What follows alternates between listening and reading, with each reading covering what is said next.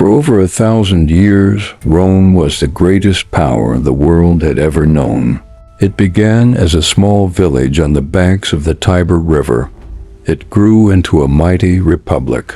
It became an empire that ruled lands from Britain to Egypt. Rome's story is filled with ambition, war, betrayal, and glory. It is a story of how men and women built one of history's greatest civilizations, and how, after centuries of dominance, it finally fell. This is the story of the rise and fall of the Roman Empire. Legend says Rome was founded in 753 BC. Two brothers, Romulus and Remus, were abandoned as babies. A she-wolf raised them in the wild. Later, Romulus killed Remus after an argument. He named the new city after himself, Rome. At first, Rome was ruled by kings, but the Romans hated monarchy. In 509 BC, they overthrew their king and created the Roman Republic. The Republic was a system where power was shared. Senators, elected officials, and assemblies governed Rome. No single man was allowed to have too much power, but this balance would not last forever. Rome soon expanded beyond its walls. It conquered its neighbors in Italy, but the real challenge came from Carthage, a rich city in North Africa. Rome and Carthage fought 3 brutal wars, called the Punic Wars. In the Second War, the Carthaginian general Hannibal marched across the Alps. He brought with him thousands of soldiers and war elephants. For years, Hannibal destroyed Roman armies. At the Battle of Cannae, Rome lost more than 50,000 men in one day, but Rome refused to give up. Finally, the Roman general Scipio defeated Hannibal in 202 BC. Carthage was destroyed. Rome was now the master of the Mediterranean. As Rome grew rich, problems appeared. The poor became poorer. The rich grew even richer. Slaves did most of the work while ordinary Romans struggled to survive. Amid this unrest rose Julius Caesar. He was a brilliant general who conquered Gaul, modern-day France. His victories made him popular with the people, but dangerous to the Senate. In 49 BC, Caesar marched his army across the Rubicon River. This meant civil war. After years of fighting, Caesar won. He became dictator for life. But many senators feared him. On March 15, 44 BC, the Ides of March, they assassinated him. They thought they had saved the Republic. Instead, they doomed it. After Caesar's death, chaos followed. His adopted son, Octavian, fought against rivals like Mark Antony. In 31 BC, Octavian defeated Antony and Cleopatra at the Battle of Actium.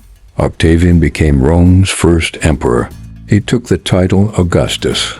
Under Augustus, Rome entered a golden age. The Republic was gone.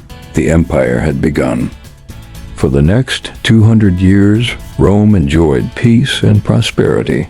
This period is called the Pax Romana, the Roman peace. Rome built aqueducts, roads, and great monuments. The Colosseum hosted gladiator games. Roman law brought order to millions of people across 3 continents.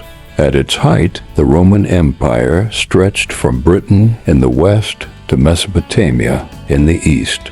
It was the most powerful state the world had ever seen.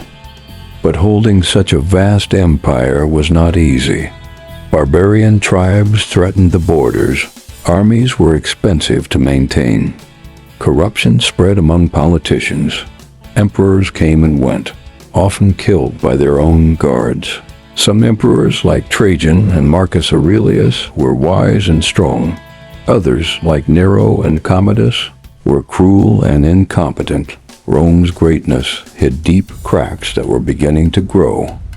In the 200s AD, Rome nearly collapsed. There were invasions, plagues, and economic disasters. In just 50 years, Rome had more than 20 emperors. Most were murdered. The empire was falling apart. But then came an emperor named Diocletian.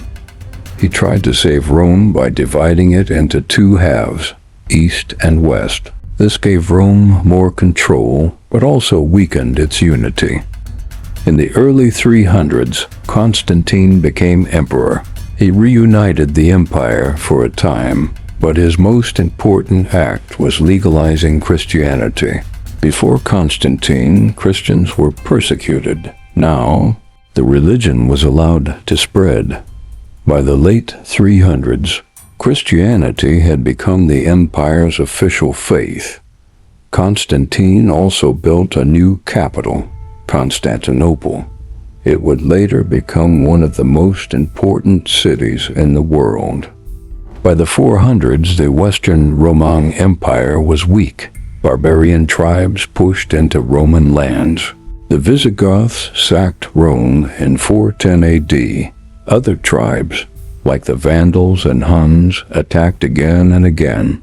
The empire was broke, its armies weak. In 476 AD, the last Roman emperor in the West was overthrown. The Western Roman Empire had fallen.